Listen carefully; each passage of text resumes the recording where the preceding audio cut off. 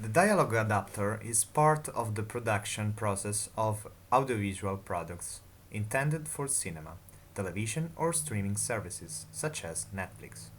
This work process, in which the adapter finds himself, consists of an accurate translation of scripts of TV series for films from the original language into Italian. All this while maintaining the themes of the original language and perfectly synchronizing the text with the actor lips, which must be dubbed into the target language while maintaining the poses and timing of the original film. Italy certainly boasts one of the oldest and most important dubbing schools, with the presence of great artists in the sector. Of the two main Italian dubbing schools, the first and the most historic one is in Rome. The second one is in Milan, born in 1970. There are two main methods of translation. The first being direct translation using techniques such as borrowing, casts, and literal translation. The second method is that of oblique translations using less well known techniques such as transposition, modulation, equivalence, and adaptation.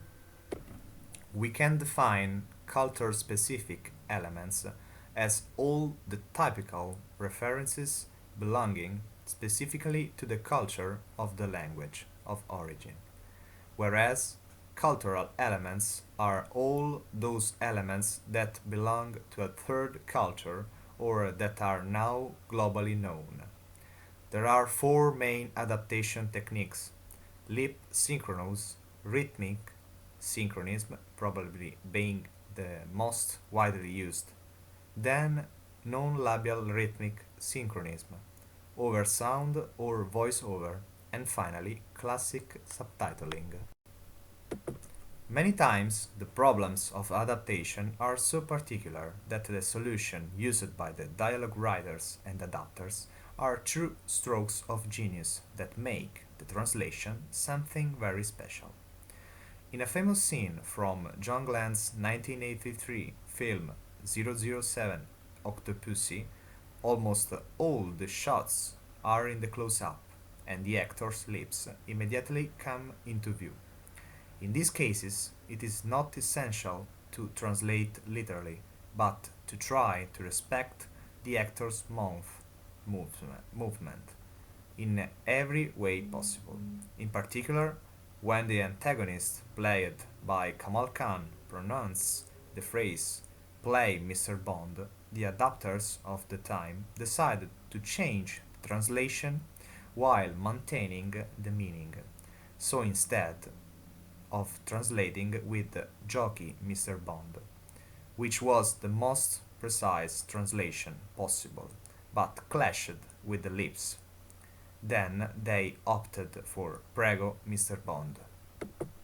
Deadpool is a classic example of how even an almost $60 million blockbuster can present adaptation problems. Unfortunately, in the Italian version, these are translated incorrectly and often do not obtain the result for which they were intended.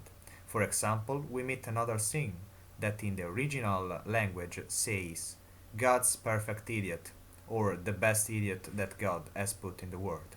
Obviously, the translation is too long, so to remedy to this, we choose to translate with "un perfetto idiota." That makes the idea, but is not the translation of the original sentence.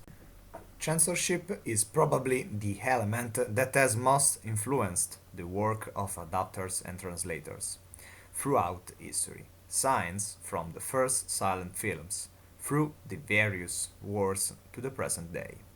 All the government, from totalitarian to liberal, have used the preventive instrument of censorship to influence the public conscience. Translating and adapting a foreign film script is not an easy challenge and distinguishes the Italian people from all those European and Asian countries that often decide to leave the product in its original language.